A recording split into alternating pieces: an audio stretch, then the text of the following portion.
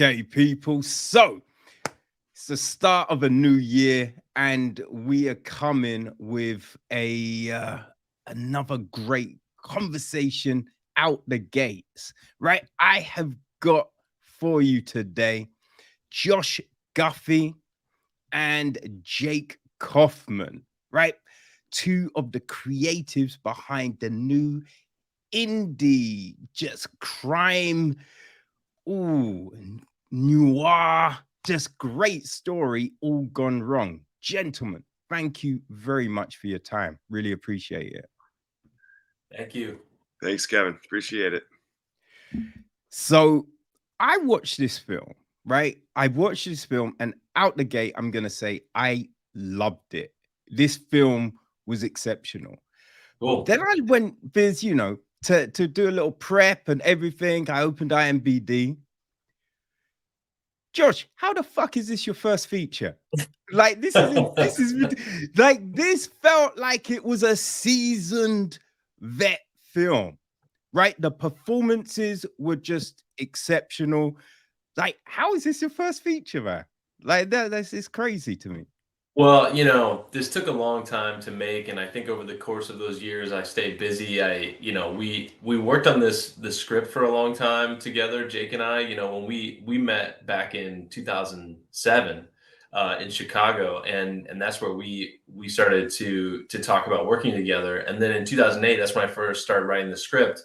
And then fast forward these 15 years.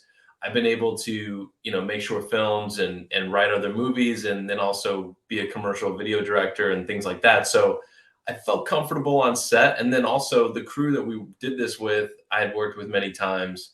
And then the last piece is the actors, and all of them are so experienced that you can just, when everybody is so prepared, you can just kind of come in and just be a resource for them. They're going to take the lead on their own part. And so, I'm just there to kind of, provide an environment for them to do good work. And I felt comfortable that I could do that. And I didn't need to be, I didn't need to micromanage anybody. Everybody was just on their game. And so it was fun to prepare for this, knowing that we had actors that just, they've been around the block. And that's the thing about making an independent film is everybody on set has more experience than you as a director. Like everybody's made way more movies than you have. So it's like, trust everybody and good things happen. Mm. But with that, right?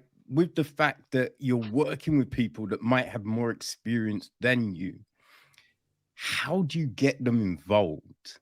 Right? Yeah. How do you convince these people to give you their time? And Jake can speak to this too. Basically, like, when you make a good point, like you're always pitching the movie to people. Even, when I was first starting out, you think, oh, I need to craft my pitch for like the right investor, and they'll give us the money. And you think like, oh, I'm going to talk to this producer and I'm going to have this perfect pitch. But the reality is everybody who gets involved has to be pitched, like, because everybody has so many other things they can do with their time. And then, when it comes down to talent and like people like Tony Todd, they need a little bit of pitching. And then, so you just basically try to show them why you're the person to tell this story. And, the research I had done, and then my connection, my sister is a police officer, and she's the one who introduced me to some of these people that the story is inspired by. And so being able to have some of that firsthand, um, research done, I felt really confident that I could depict it. And then this is my genre. I mean, crime thriller, that's like my, reality TV. So like whatever, like if somebody was going to ask me why make this type of movie, it's like, well, why am I breathing? Like that's kind of the whole point. Man, so Jake, what kind of made you want to be involved in this? I loved Cops and Robbers as a kid, and so I too love a crime thriller, and it's a juicy role, and undercover cop. I grew up, I watched Miami Vice. Um, I was always intrigued by it, and always I don't know, the idea of of having a secret, and trying to complete a mission, and the two, coupled with the world, it just excited me. And Josh and I started talking about it years ago, and we had very similar interests. We like this similar movies, similar filmmakers, and so just from a story aspect and a character aspect, I was hooked right away. And then getting to know Josh back in the day and his level of inspiration, it inspired me. um and so he kept it's wild. Yeah, I think it was his vision, his focus, and his determination to get this thing done that kept me on, kept me coming back. And we kept working on it, and we did, we did over the years, we did different shoots. We did three different shoots, when we Yeah. shoot a scene, right, for, to put with an investor deck. And so we worked on the story together at times, right? And so when we got to the, principal photography of the main feature shoot, in 2019, a lot of the groundwork had been laid for, for, I think, for Josh, also for me as well. And so um yeah, did I answer you? I think I answered your part of your question anyway. I think I got sidetracked. No, yeah, that was good. That was good. Like this, like taking 15 years, that's a long time, right? So Yeah. what kept you going? Because there must have been points where you're like, I don't know if this is going to happen, right? Yeah. Or other things just pulling you in a different direction. Maybe there was offers to direct another film, or do something else. So what kept you on this journey? Yeah, I mean, I think honestly, like the amount of advice you get from unsolicited advice you get from people over the years on how to get things done or how to do things, that was probably, the thing that you wrestle with the most over a course of that period. Because, when I first started out, I was just talking to a friend about this. Like at the time, video cameras were great, but they weren't like considered for serious films. Like Jeff Mm, Nichols had made Shotgun Stories, and you're like, oh man, this guy did it. Like he shot his thing on 35, and so you're thinking, oh, I need to raise enough money to shoot this on 35, and then fast forward to when we shot some proof of concept footage in LA in like 2011, 2012. We shot it on a red, and it was like, okay, great. Now video is to a place, but can we afford even to like have the storage to like, we still needed a fair chunk of change to get it done. And then, now it's like when we finally made the movie, we're making it on DSLRs. Like we shot the whole movie on a Sony A7S II, or two of those. And, we just kind of hung around until technology kind of came to us.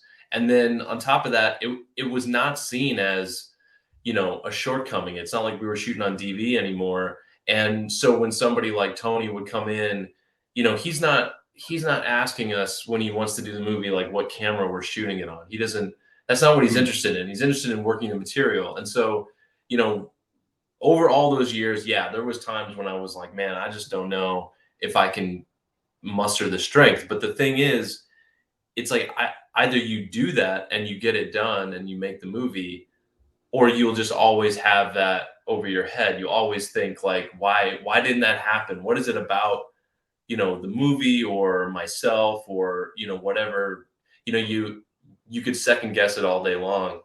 And so at the end of the day, it was like, I just want to be a closer. I just want to have made this movie, and I want to get to the end and see it through. And so then by the time, I lived in St. Louis at the time, someone gave me the great advice. They were like, set a shoot date.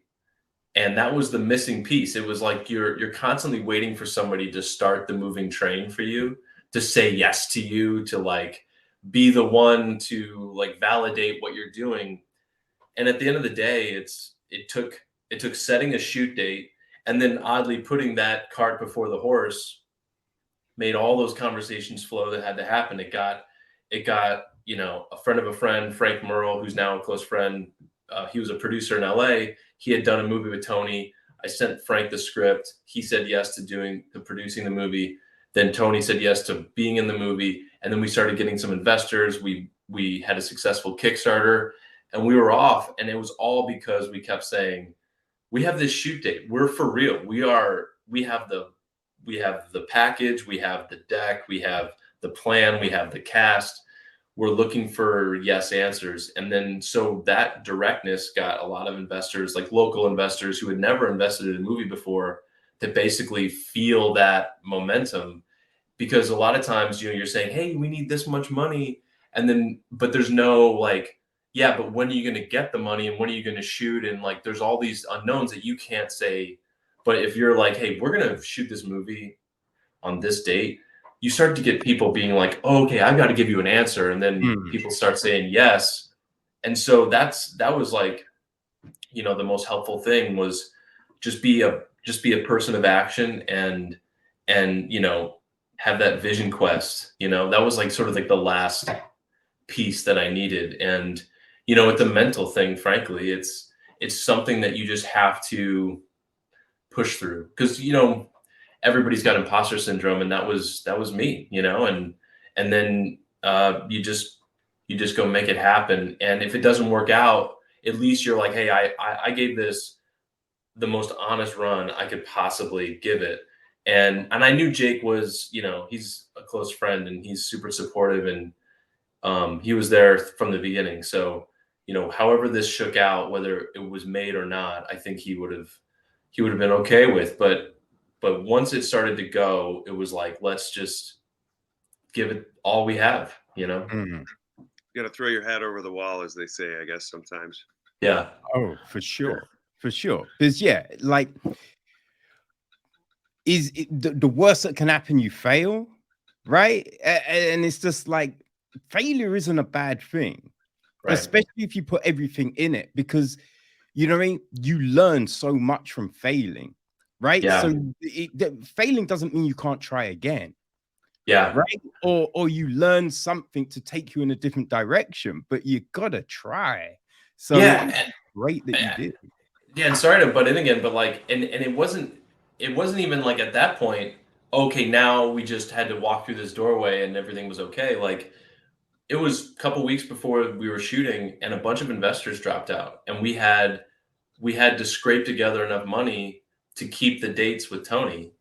And so we only shot 5 days instead of the full feature, and we kept our days with Tony. And then we had to go back to all the actors that were supposed to be in the rest of the film and be like, hey, give us some time. We need to raise the rest of the money. But we did shoot with Tony. And so then we spent 3 months raising money. And then we went and shot the rest of the movie, 3 months later.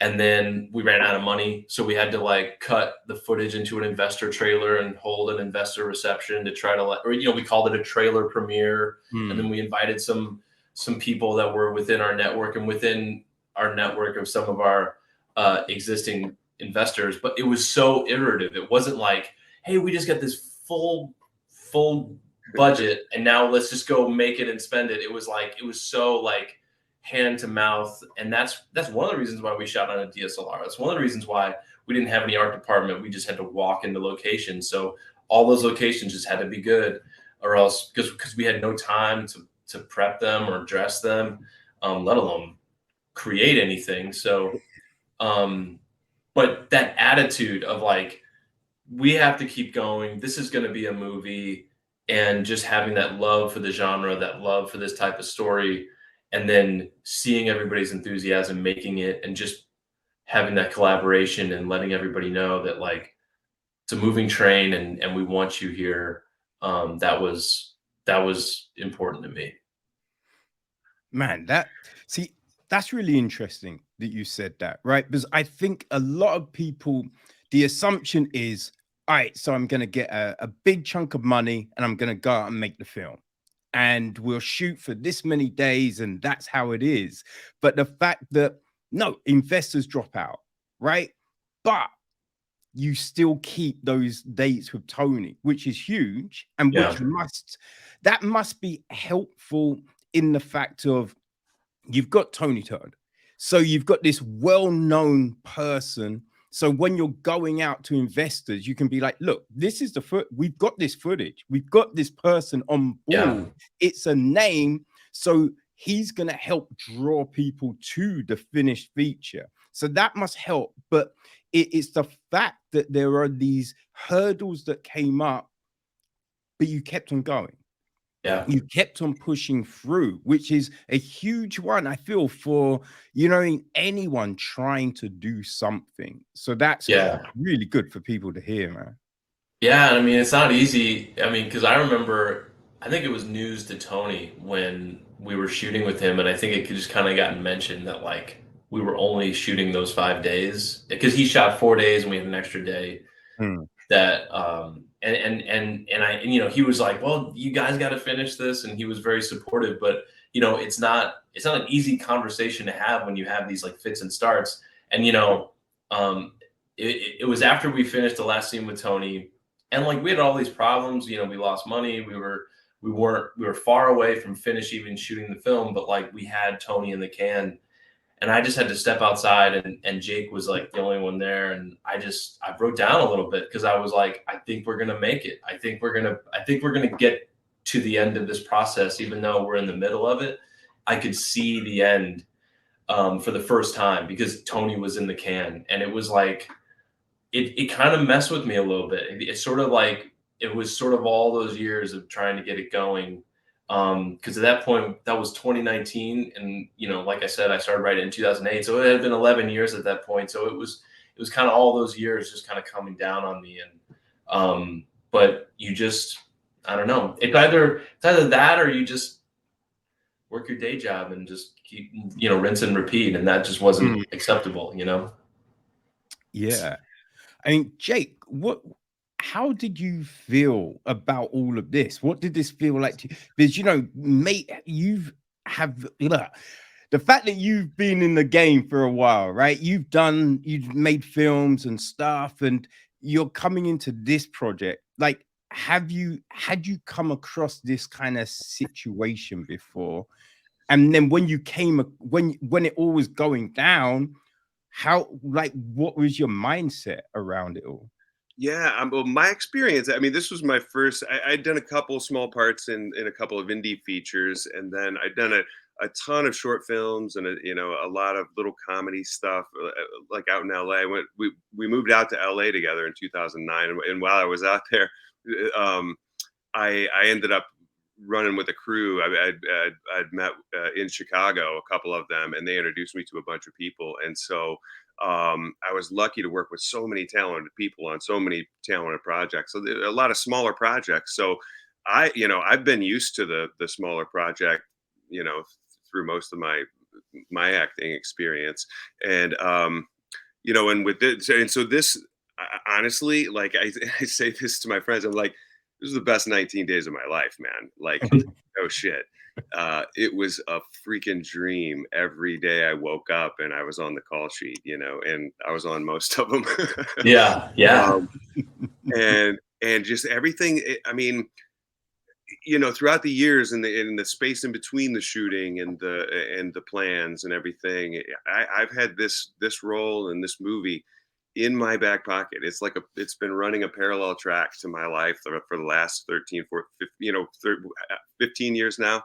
And so it was always there. And it was just like, hope is a dangerous word, they say, or something, but I was like, God, oh God, it was like a juicy steak that I was like, just waiting to sink my teeth into. And so I feel like I had been so close to the project and the character for so long that I had a lot of my emotional prep and everything, as far as like actor prep goes. I had much of it ready to go. And then, in the final prep leading up to it, the working with the police officers, that Josh introduced me to, and doing the ride-alongs, and then doing the physical work with the weapons training stuff, and all of that. It was just, man, it was just a culmination of just all the awesomeness, And so, and the bumps and the ups, the downs, like the on set, I need another take. Josh is like, we don't have time for another take. It's like, damn it. I mean, that was like, as an actor, and I feel really lucky that Josh made the process such that I could focus more on my acting and my prep and my day to day, like what I needed to do for whatever scene I was shooting that day.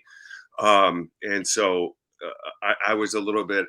I didn't feel all of the bumps and bruises. I don't think that Josh and production did, until the camera was rolling. And so, I don't know, man. I honestly, there was a little bit of a, man, I'm just happy to be here, happy to be doing this, and I'm going to roll with whatever, you know what I mean? And and I trust Josh. I've trusted Josh from the word go, and trusting that we got what we need, and trusting that, I brought what we needed for whatever scene we were working on.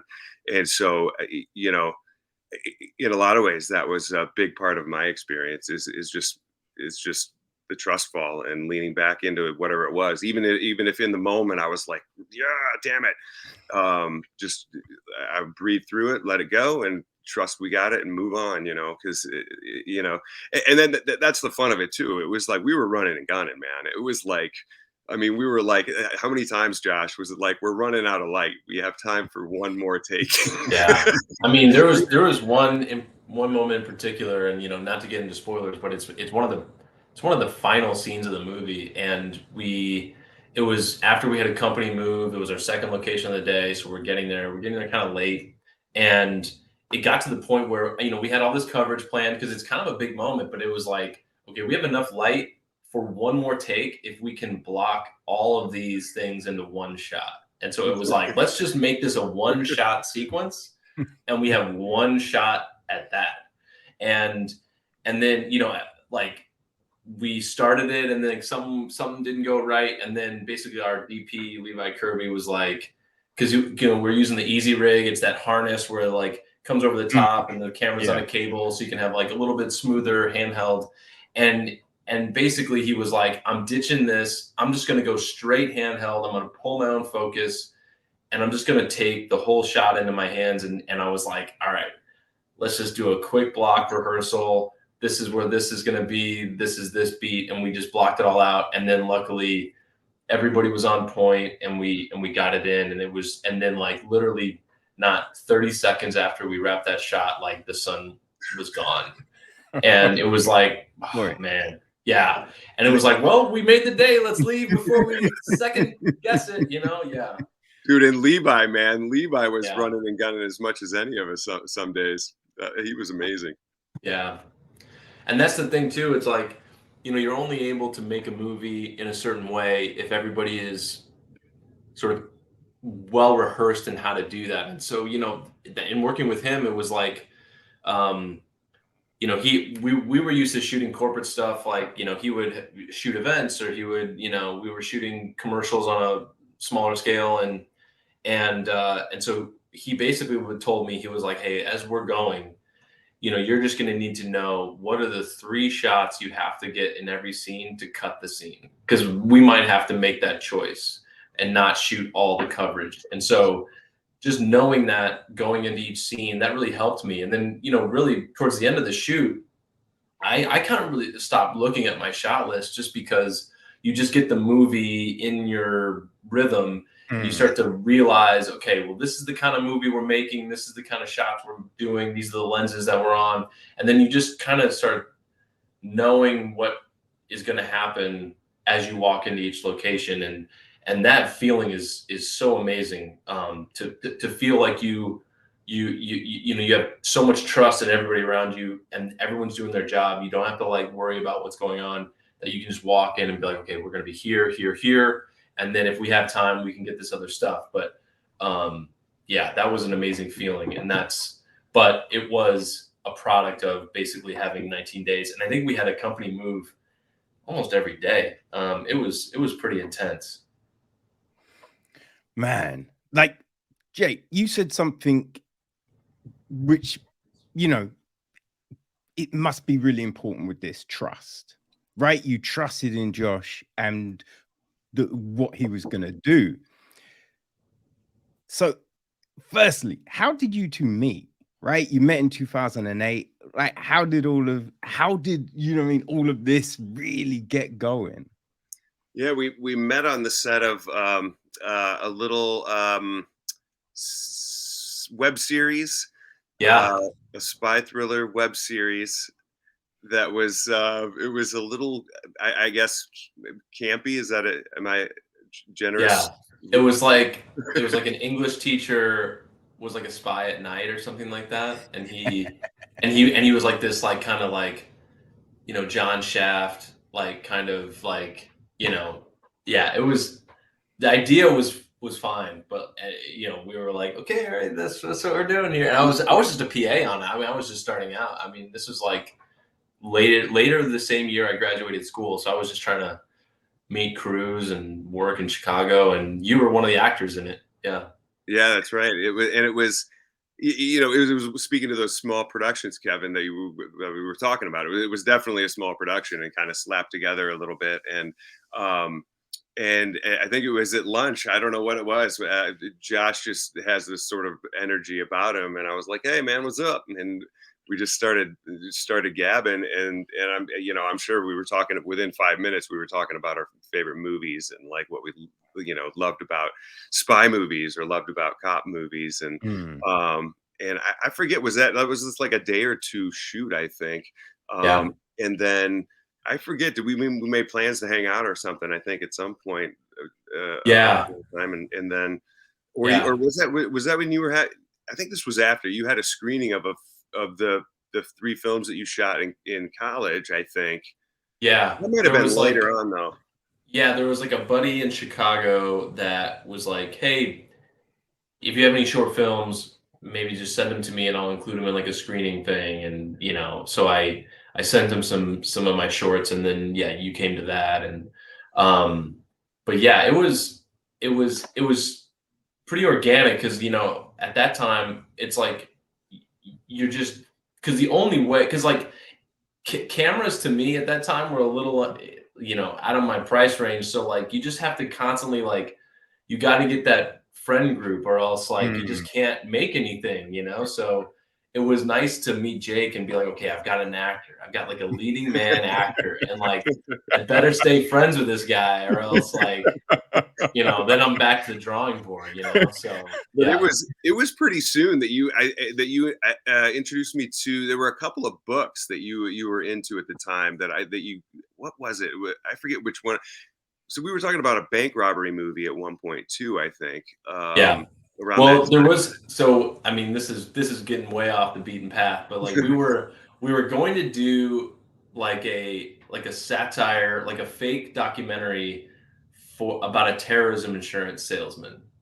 And you were gonna be this like thank you for smoking, Aaron Eckhart, kind of Yeah, smarmy terrorism insurance salesman. And yeah, because I had heard an NPR story about how like after 9/11 terrorism insurance was like a huge market. It was like people Hmm. and like big buildings were buying policies and stuff. They were worried the planes were going to fly into them. I was like, oh man, this is like this is a great kind of like fake doc that we could do. And so we started talking about that, and then and then I was just reading undercover books because I was still wanting to make a cop film because I had done some cop stuff in college because my sister had introduced me some police officers, and we started this research thing. And I just mentioned it, and you were like, "Okay, let's do that." mm. Yeah, you were like, "That sounds hot. It Let's do happened that." like that, and then we Yeah, were off and running. yeah, yeah, Okay. So, yeah, like, what were like some of the inspirations that you were both talking about, like books and films and TV? What were the kind of things that you were kind of bonding over, and kind of like the the inspiration for the stuff that you wanted to do? yeah. Do it, Go. Josh. It's No, you. yeah. Well, so I mean, from a movie perspective, it was like I was kind of all about Michael Mann. Like Heat is my favorite movie, and I was like, okay, I want to do what he because I loved hearing about his preparation and how like his attention to detail and things like that. So I was like, okay, this guy is kind of showing me what it's like to be a professional. Like when you have to become a director, you got to be obsessed with the details. And so I was like, okay, this could be something that I could apply that to. But then, you know, when I heard the real story that this was inspired by, I was like, that is a Western. That's like a fistful of dollars. It's like a man strides into town, plays everybody off each other. Nobody really knows who he is, and then he's the only one who leaves like unscathed at the end. And like, so I was like, okay, what if I did like a spaghetti Western or like a Western with sort of a Michael Mann approach that's like a grounded sort of like, you know, guy dedicated to his job kind of thing. And then of course, you know, you have like, because it's in a rural setting, it's like then things like Winter's Bone started to sort of be a good kind of like comp, you know, or like I remember Animal Kingdom was like the original Australian film was a real sort of like tone inspiration for a long time. Um and then like later when it became more of a mystery, like detective story, like I really wanted to, like I watched The Spy Who Came in from the Cold a lot because I, you know, just the idea of you know a lot of those themes and I just like that adult way of telling it, like that kind of, you know, frankly just kind of slower, less action oriented way of doing it. Yeah, what about you, Jake? Yeah, I mean, Michael Mann is definitely one of mine as well. You know, Sonny Crockett. As far as, you know, from a character perspective, I was, you know, you know, you're a kid, you love Sonny Crockett. Yeah, Jake really wanted an alligator as a pet for his character. Yeah, He wanted it so bad. He wanted to live on a boat and have an alligator. yeah. You know, if we'd had a little bit more money in the budgets, that would have been great. I was like, dude, we can't get a Ferrari, all right? Let's just stop. Yeah. Right. And then as far as, you know, like of course Serpico is a dark 70s, and I loved a lot of that sort of 70s where, you know, it's dark, you know, and you're kind of you're seeing the darker aspects of the character, you know, the fear, the anxieties, and all of that. So that's resonated with me over the years. You know, I grew up, you know, on Star Wars, on the first trilogy, and Harrison Ford was one of my first heroes. He's more of a Boy Scout than he is like an undercover cop, I think. But you know, Harrison Ford's always been, you know, one of my I don't know. I wanted to be Indiana Jones when I was a kid. You know? Yeah. Completely different story, I suppose. But yeah, I think a lot of the Michael Mann stuff, and then, you know, the undercover cop thing. I mean, like, is it Rush? Is that the movie, Josh? Yeah, Rush was an interesting one yeah. because like it's like Rush, and then also like it, you know, its spiritual sequel, Narc, the other Jason Mark. Patrick movie. Yeah. Those Mark. two were big, and like and so, you know, as the project kept going, you know, you see all these projects, and you're like, do we want to tell it like Narc, you know, where it's like this like in terms of the photography, where it's like incredibly contrasty, like, you know, like there's just all like the project takes so long, and then in all of these entries in the genre just show up that you just become obsessed with, that you sort of get paralyzed by choices. So you're like, okay, well, I'm just going to kind of throw it out the window at some point and just be like, what feels right, what's possible. Maybe the means of production will influence the style and not be so worried about homages or anything like that. But, you know, you mentioned Serpico, and Lumet is a huge inspiration for me. And I love just his, you know, I call it like just sort of like the adult way of telling these stories. And like, you know, Dog Day Afternoon, it has like those thrilling aspects, but it's also kind of told like a documentary in so many ways.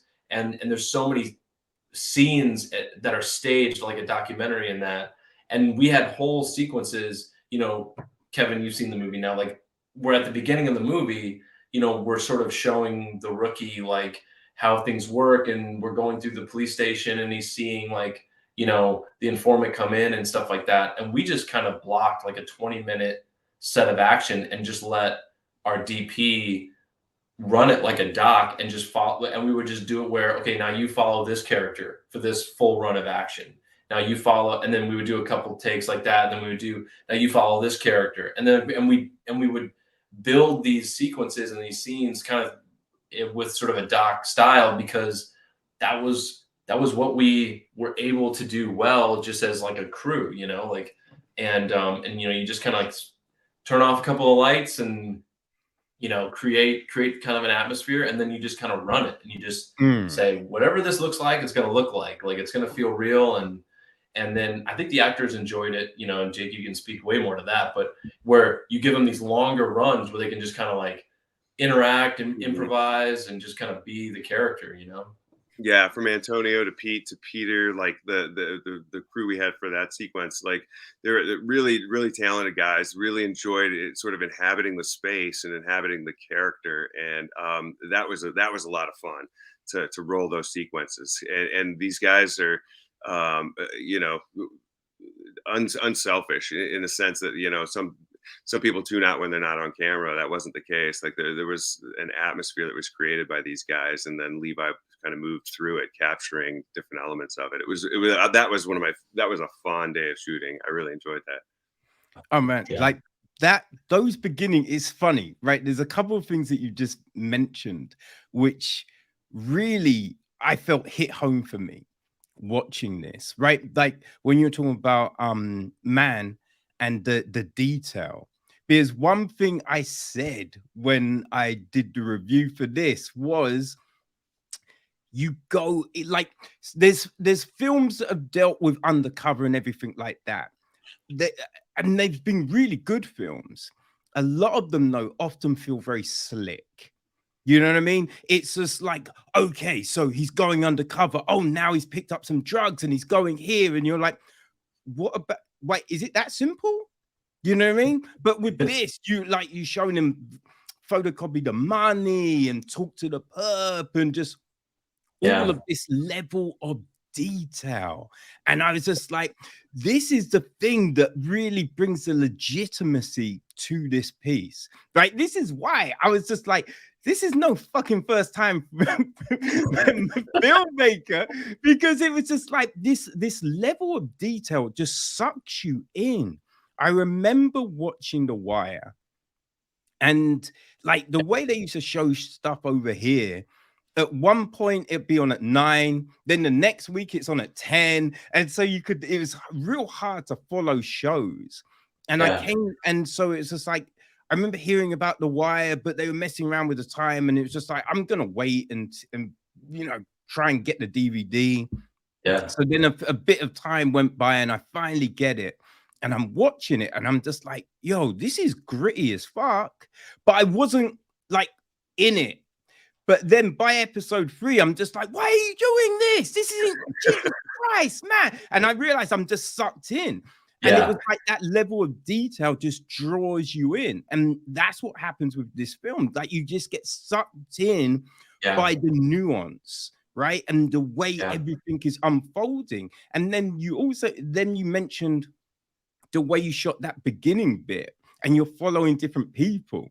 The thing I loved about that is then when the thing happens, you're not really suspecting it because you don't know what direction we're going in, right? We don't know who are we actually going to follow. There's certain things are said. So it's like, oh, this could be that, or it could go here. Like what? And then you'd be like, whoa, I didn't think that was going to happen. Yo, what the fuck? And so that was just a masterpiece for me. That really works so well because it just keeps you gripped and keeps you like, what are we doing? Who are we following? Who's the hero here? Who are we rooting for? You know what I mean? You know, it's funny because so you mentioned The Wire, and like, you know, the creators of that show is, you know, a detective and a newspaper man, and so they're casting a couple people who are like, you know, real Baltimore figures, and Mm, so, you know, they're choosing like, hey, it's easier to dramatize something when it's real than inventing it whole cloth, and so they're probably just transcribing some of their memories, you know, into that show. And so when I was starting out, like I knew that I could very if I wanted to, if I just sort of left it to my own devices, my movie brain would take over and my homage brain would take over and it would just become kind of just like a low budget copy of a cop film. mm. And so then, you know, some of these some of this research I did, like especially for that opening sequence, it becomes just a straight transcription of some of the stuff I saw and heard on these ride-alongs, on these days where I would just watch them and use. And I learned that rural undercover cops, it's like a sales job. I mean, that's basically what it is. They have this, they will start their day picking through trash to find any kind of slim reason to have a search warrant for a house. And then they will just hit the phones for hours, and they'll just call their informants, and they'll literally just, it'll be like half a dozen guys all on the phone. The boss is like, get me a deal. Like we gotta set something up. And then when they're on the phone, they're like, is it going to be me? You know, I can play this kind of guy. And then their informant's like, no, I'll do it. Just watch it happen, you know? And then, you know, as I kept doing that, they're like there's a scene where a guy talks about how it works, like, you know, like just keep it going. And it's because some of their informants were guys that they busted, and then now and then, you know, he might not work with them anymore down the road, but then they're using informants to get back at him. And it's so cyclical. It's like guys just rotate in and out, and it's literally this churn. And that's why like this sort of war on drugs is just at a stasis. It's like there is no progression. There's no like, okay, now we've reached this level, we're going to go to this level. You know, they don't care about moving up the ladder because guys are making detective, guys are moving up in their career, and they use this undercover work as a means to get promoted. And so there's so much that I saw, and like the civil forfeiture stuff, and I was like, man, if this is really how it works, I've never seen that before. So I want to find a way to organize a lot of these stories that I had heard and get them to gel into this sort of thriller detective kind of structure. And then you know, that's because I was like, I'd rather see something that felt real to me that I had seen. And then if somebody doesn't like it, I'd be like, well, then you don't like what's happening in real life. And then try to invent something, which I feel like I don't do that work for a living. I don't know how to invent it, you know? Yeah, no, as I said, look, there was definitely stuff here that I just hadn't seen before, right? And so that just made it so interesting to me, you know? And as an actor, if I can pipe in on just some of the, like honestly, you call it, there were sort of mundane activities, right? Like some of the day to day of doing that, and you know, as an actor, I love having an activity in a scene. You know, it draws my focus, and so I'm not thinking about performance or thinking about anything else. I'm doing something. I'm in the middle of something, and you know, I think that's always fun to do. And you know, I think if you ask any actor, they're I think a lot of actors that at least that I know are like, yeah, it's great stuff. And it's atmospheric, and that was one of the things I learned about that's also speaking to like the prep that I did personally, like being able to see these police officers as just guys, like they're guys I might have gone to high school with, you know what I mean? They're that, you know, cops have always been kind of over there, you know, or writing me a ticket or, you know, whatever they're doing.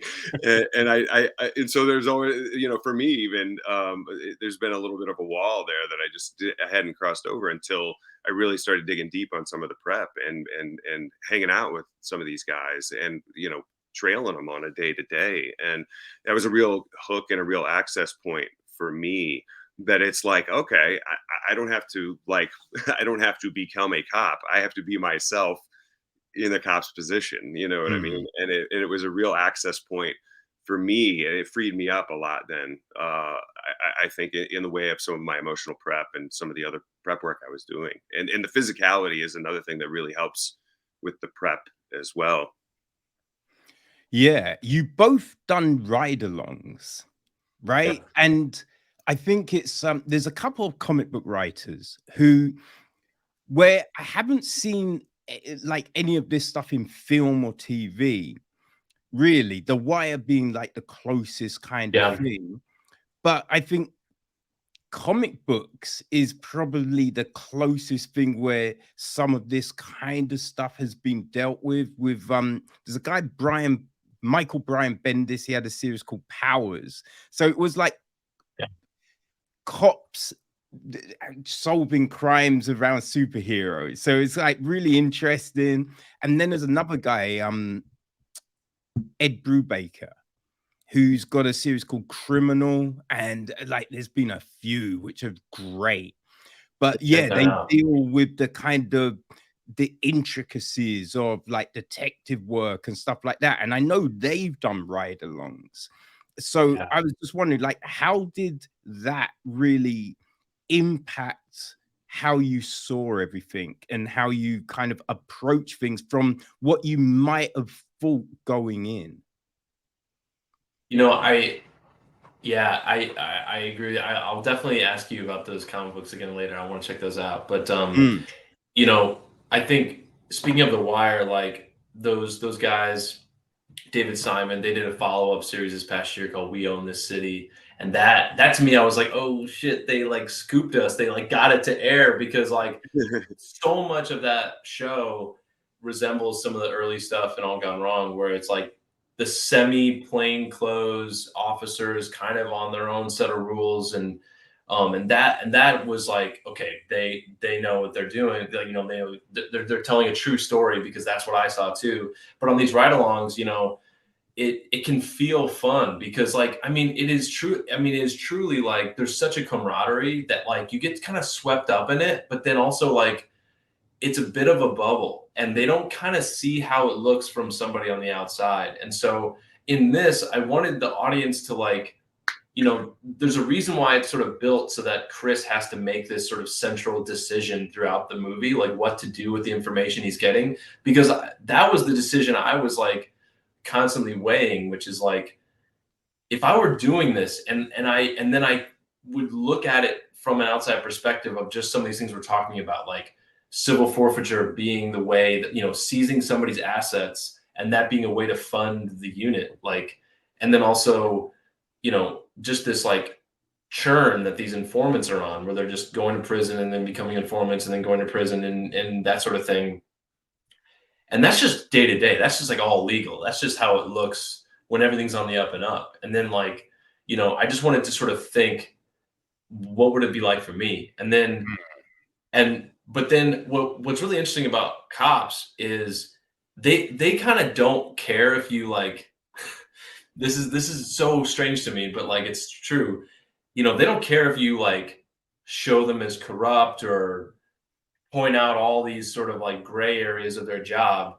If you show them like correctly handle the weapon, they're like your friend for life. They're like they want like the detailed details, right? They're like, oh yeah, he like entered the door correctly, and like, oh, they did their homework, you know. But in the same scene, you could be like, dude, this guy's a piece of shit, like, you know. But they're like, okay, this guy gets it. This guy, you know, he knows, like he properly prepared for this movie. And I just never understood that. Like, there's no like perception of their job that they want recreated. It's how they move and how they train and stuff like that, you know. You know, on some level, I feel like um, the camaraderie and the unit, the police, you know, the cops, and they are a very, very, very tight group.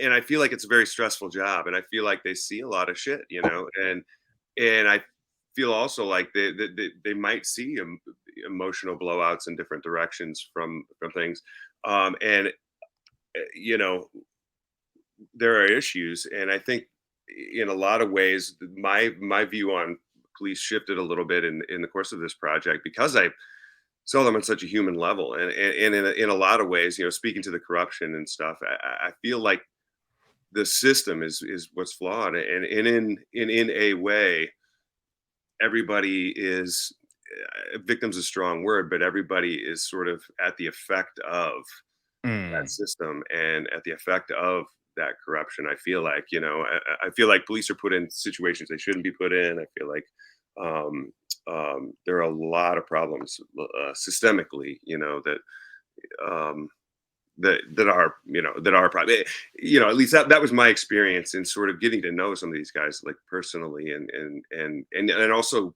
sort of maneuvering around a little bit in the system, doing the drive-bys and seeing those day-to-day Where things that they you did. did drive-bys, Jake?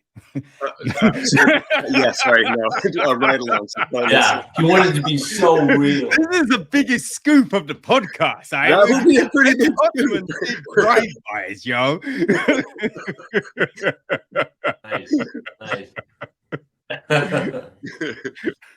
No, that I think that's yeah, that I think that is a big thing. It's like when people talk about police reform and defunding and stuff like that, it's just like you feel there needs to be more training, right? Processes need, like recruitment processes need to be overhauled. But it's like senior management that, because it all trickles down, right? Yeah. You do shit when you feel I can get away with it, right? And you feel you can get away with it when you see your bosses doing grime. So it's just like that, you know what I mean? I think that kind of stuff, yeah, I feel those things need to be overhauled rather than sometimes the system itself, because at its core, it's fine, right? It does a great job. Yeah. But it's just these elements are messy. I think there are definitely larger ails that could ameliorate the situation as well. From social services to healthcare. A lot of different things, and sending the police probably only need to go out on about 10% of the calls that they make. Yeah. If we have this is a whole different conversation, I guess, but but I feel like if we're speaking about sort of systemic corruption and systemic issues, I feel like other systems are also at play in that. Oh, for sure. It's one of the things that drew me to just make it in the first place was just, to jump on the idea that like there's gonna be a cop crime thriller in here that people will want to watch, that because I want to see it and I'm a fan of this type of stuff. And now I'm able to bury these ideas that I see and see firsthand and want to put in. And so that was attractive to me. It was like, it was a way to sort of make a genre film with some ideas that weren't just like in a line of dialogue as like the moral of the story towards the end of the film. Like I wanted to show, like, I don't want to spoil the ending, but so many people have been like, what happens, and that to me is like, okay, good. They're engaging with the question that I'm engaging with, and I don't know the answer. And I hope that they try to think about how they would answer that question for themselves, Yeah, I think it's the moral ambiguity of the characters makes it authentic, right? Because you could have this hero cop running through being like, yo, I'm doing this for the street, you know what I mean? And you'd be like, yo, god damn. But the fact that everyone is human, right? And at the very end, it's just like, because you can see that the right thing is wanting to be done with the way everything is held and then the reach and all of that kind of thing. But then when it's just like that thing, oh, we're not shutting, you are, and it's just like, oh, right. If I do this thing, then I don't get this thing. And but then when he's there, you can also see him going, do I want to do this? And that thought process. So it felt like the perfect way to end the film. Yeah. And to me too, like, as Chris moves through the story, he starts to become more and more that, like, he thinks of himself more and more as that sort of like hero cop. And I think, a character like Jolene, played by Crystal Torres, she's there to be that, like, basically be the audience who kind of knows what the real world is like, and she's there to pop that balloon and kind of tell him what things really are, and whether he listens to that or not is how the movie plays out. And so, I wanted there to be, you know, characters that had decisions to make, and those decisions butt up against other people's decisions, you know. Oh man, there was a point in the film, right? I'm loving the film, and then this thing happens, and I was a bit like, why would that happen? I don't know if I buy this thing. And I was like, oh man, like, I don't, yeah, it's the one bit that I don't really get of the film. And then you get to the end, I was like, oh shit. Oh shit. Yeah, of course that had to happen because you have to, and it was just like, oh fuck, man. I didn't see that. I think there's moments when you think, oh, this could maybe go, but then something else happens. You're like, oh, okay, they're not doing that thing. Okay. But yeah, you get to that bit towards the end, and you're just like, wait, what? You've still got like 10, Yeah. 15 minutes. Like, what the fuck just happened? And I was thinking to myself, maybe it didn't really happen. And like, you know what I mean? It was a glancer and blah, blah, blah. And I'm like, okay, so get up. Yep. Wait, what? Wait, Yeah. what's gonna happen now? And it was Yeah. just like, yo. I mean, I got a lot of people. I mean, and Jake knows this too. There's a lot of notes.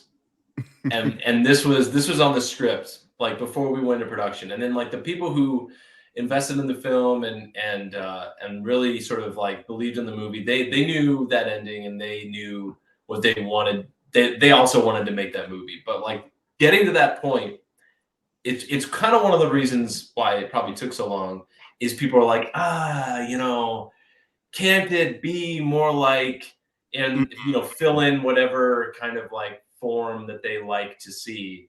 And you know, you just want to be like, hey, didn't you hear, yeah, like didn't you understand how great like this world is? And like if you just know anything about how this stuff happens in real life, like there's kind of no happy endings. Like Yeah. there's, you know, Yeah. and you just want to be like, we need to make sure that we entertain, obviously, and like have it be this sort of like thriller. But I also didn't want it to feel like it was doing so by deviating from what this world really is like. And so that's, yeah. We're dancing around it. We're really dancing. But it was important to me because once we hit on that ending, it was like, yeah, this feels right. It's hard to type those words and make it play out that way, but it felt correct in my opinion.